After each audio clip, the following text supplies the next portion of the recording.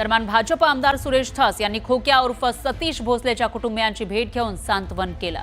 खोक्या सध्या पोलीस कोठडीमध्ये आहे। खोक्यानं ढाकणे पिता पुत्राला मारहाण केली होती, त्यानंतर त्याचे अनेक कारनामे समोर आले आणि खोक्या अटकेत असताना त्याच्या अनधिकृत असलेल्या घरावर वन विभागानं बुलडोझर चालवला।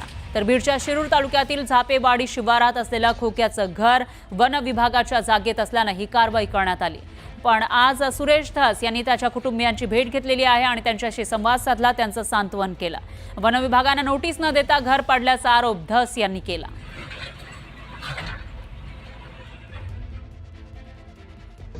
त्याला किती मोठा गुन्हा केला,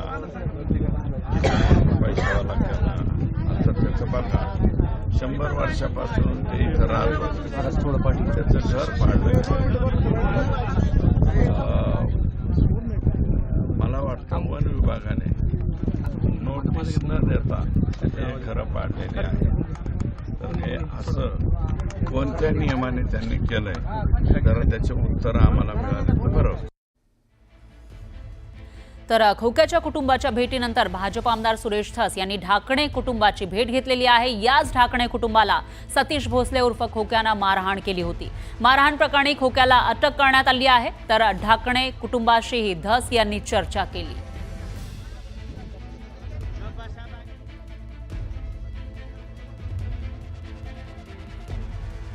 पद्धतीने, कारण ते जे 2 मुलं आहेत ते लहान त्यांचे वय 18 वर्षाच्या आतले आहे।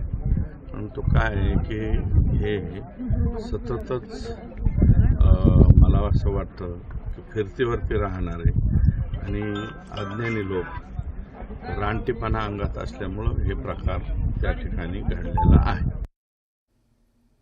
पाहुयात पुढची बातमी। इंदापूरचे लोक नेहमी चांगल्या विचाराला आणि चांगल्या विचाराच्या माणसाला साथ देतात, पण हल्ली मुस्लिम समाजाबद्दल काही ठिकाणी चुकीचा प्रचार केला जातोय, असं म्हणत मंत्री दत्तात्रय भरणे यांनी सध्याच्या राजकीय परिस्थितीवर मोठं विधान केलंय। तर मंत्रीपद हे रुबाब करण्यासाठी नसतं, आम्ही काय केलं याचं उत्तर काळ तुम्हाला देईल, असंही भरणे म्हणाले।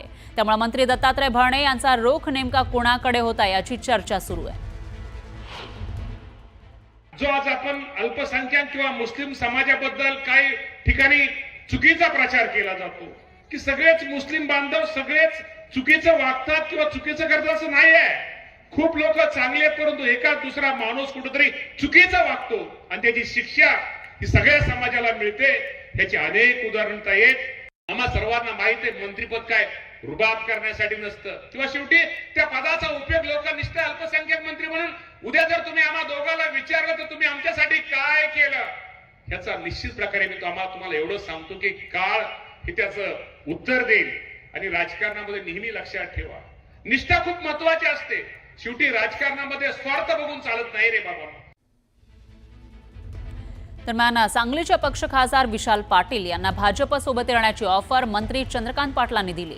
राजकारणात नेहमी वर्तमानावर चालावं लागतं, ते जर सत्ताधाऱ्यांसोबत आले तर जिल्ह्याच्या विकासालाही हातभार लागेल, असं चंद्रकांत पाटील म्हणाले। मात्र विशाल पाटलांनी ही ऑफर नाकारली आहे। माझ्या कामाची पद्धत पाहून चंद्रकांत दादांनी मला ऑफर दिली, पण उर्वरित कार्यकाळ अपक्ष म्हणूनच पूर्ण करेन, असं उत्तर खासदार विशाल पाटील यांनी चंद्रकांत दादांच्या या ऑफरवर दिलंय। राजकारणात नेहमी वर्तमानावर चालावं लागतं, पुढे काय माहीत नाही। वर्तमानामध्ये त्यांच्या हाताशी अजूनही 4 वर्ष 2 महिने आहेत। मे महिन्यात त्यांचं वर्ष पूर्ण व्हायचं, त्यामुळे 2 महिने आहेत। तर त्यामुळे 4 वर्ष 2 महिन्याच्या कालावधीचा आम्ही विचार करतो आहोत। जर ते बरोबर आले तर आमची केंद्रातली एक संख्याही वाढते आणि मग जिल्ह्यातल्या विकासाच्या कामांना त्यांना जे करायचं आहे त्यालाही सोपं जाईल, म्हणून आम्ही त्यांना जाहीर ऑफर आता पुन्हा एकदा देत आहोत, त्याचा त्यांनी विचार करा। माझ्या कामाची पद्धत आवडल्यामुळे चंद्रकांत दादांनी तशी ऑफर दिली असेल। एक राजकीय विचार आमचे वेगळे जरी असले तरी जिल्ह्याचे ज्येष्ठ ते आज पालकमंत्री आहेत, राज्याचे ज्येष्ठ नेते आहेत, ते जर आपल्याला अशी ऑफर देत असतील तर कदाचित आम्ही आमचे काम चांगले करतोय असं एक पोचपावती होईल। मात्र असा कुठलाही विचार मी केलेला नाही आणि अपक्ष म्हणून निवडून आल्यावर मी कुठल्या पक्षात प्रवेश कायद्यानेच करू शकत नाही। त्यामुळे उर्वरित 4 सव्वा 4 वर्षाचा जो माझा काळ आहे तो अपक्ष म्हणूनच जाणार आहे।